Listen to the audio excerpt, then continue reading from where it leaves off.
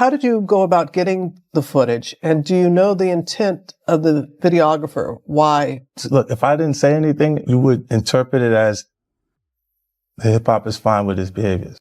This morning, never-before-seen footage of Sean Diddy Combs in the days leading up to his arrest in New York last September. You want to put stuff in my fanny pack, King? The exclusive video obtained by Netflix shows Combs debating with his lawyers about strategy. Listen to me. I'm going to get off the phone right now, and I am going to let you professionals look at the situation and come back to me with a solution. No matter what, no matter what nobody said. Let's just here and there, y'all are not working together the right way. We're losing. What's happening with Puffy? I know you're not really tapped in, but what the last thing I saw was like a guy there. He was like, yo, he like pushed me into the trunk. It really hurt. And he sounded me. Like he sounded me. I was like, yo, look, I could find other things to do for money.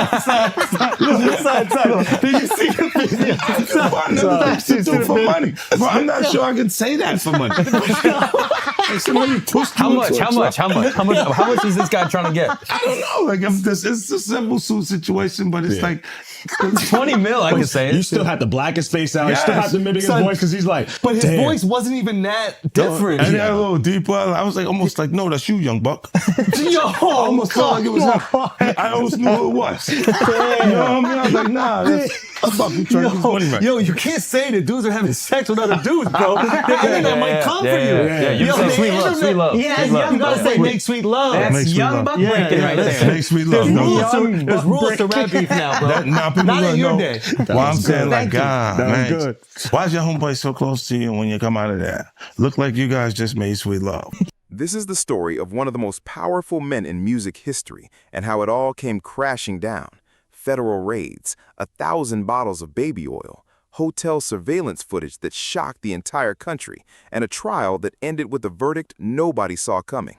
This is the story of Sean D. Combs, and I want to be upfront with you before we start. Some of what you're about to hear is proven in court. Some of it is still just allegations and lawsuits that haven't been settled or decided yet. I'm going to tell you which is which because that distinction actually matters a lot here. Let's get into it. Back in the 90s, Sean Combs was just a guy working at a record label in New York with big ambitions. He didn't stay just a guy for long. He launched his own label, started managing some of the biggest names in hip-hop, and eventually became a massive artist himself. Within a few years, he wasn't just successful, he was an empire. Music, fashion, liquor brands like Ciroc, TV deals. By the 2000s, Diddy wasn't just a person, it was a brand worth hundreds of millions of dollars. And with that kind of money came the lifestyle everybody remembers, the Hamptons mansion, the all-white parties, the guest lists packed with A-listers. On the surface, it looked like the ultimate hip-hop success story. But according to multiple lawsuits filed years later, there was a much darker side happening behind those parties that the public had no idea about at the time. The name at the center of this entire story is Cassie Ventura. Diddy signed her as a young R&B artist. They started dating, and for years, the public saw them as one of music's power couples. But according to Cassie's 2023 civil suit, the relationship was abusive almost from the start. She alleged Combs subjected her to physical violence repeatedly and that he coerced her into participating in what she called freak-offs, drug-fueled, multi-day sex encounters with male escorts that Combs allegedly directed and filmed. These are allegations Cassie made in her complaint. Combs has denied wrongdoing in connection with them, and the suit was settled out of court within 24 hours of being filed, with no admission of liability. Here's where things shift from alleged to documented, though. CNN later obtained hotel surveillance footage from 2016 showing Combs in a hallway physically assaulting Cassie, dragging her, throwing her to the ground, kicking her while she was on the floor. That footage is real. It aired publicly, and Combs himself posted an apology video afterward, saying, "I'm not asking for forgiveness, I'm truly sorry." That's about as close to an admission as this case gets directly from him. Once Cassie's suit settled, the floodgates opened. New York had just passed something called the Adult Survivors Act, which gave victims of sexual assault a one-year window to file civil suits, even if the original statute of limitations had expired, even for incidents from decades earlier. Within weeks, more lawsuits followed. a producer who worked with Combs, identified in court filings as Rodney Jones, known online as Little Rod, filed a suit alleging Combs drugged and sexually assaulted him during a recording session and that he was made to witness and help document other assaults. Other accusers came forward anonymously, alleging incidents going back to the 90s, some involving claims that Combs and associates assaulted women at industry parties. I want to be really clear here. These are civil allegations. Some have settled, some are still working through the legal system, and Combs and his legal team have denied wrongdoing in virtually all of them.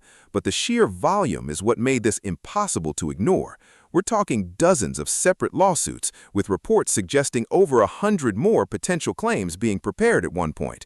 While the civil lawsuits were stacking up, federal investigators were already building a separate criminal case, looking into possible sex trafficking and racketeering.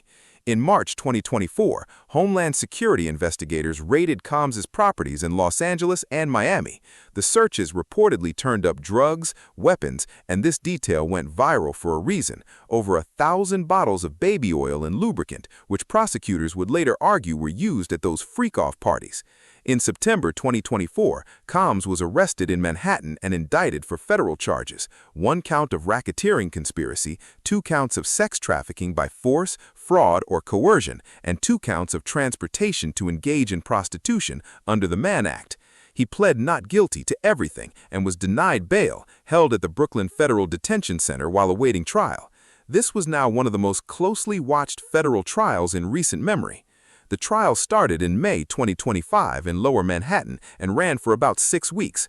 Cassie testified, other accusers testified, prosecutors laid out their racketeering theory that Combs ran his business empire like a criminal enterprise built to facilitate trafficking.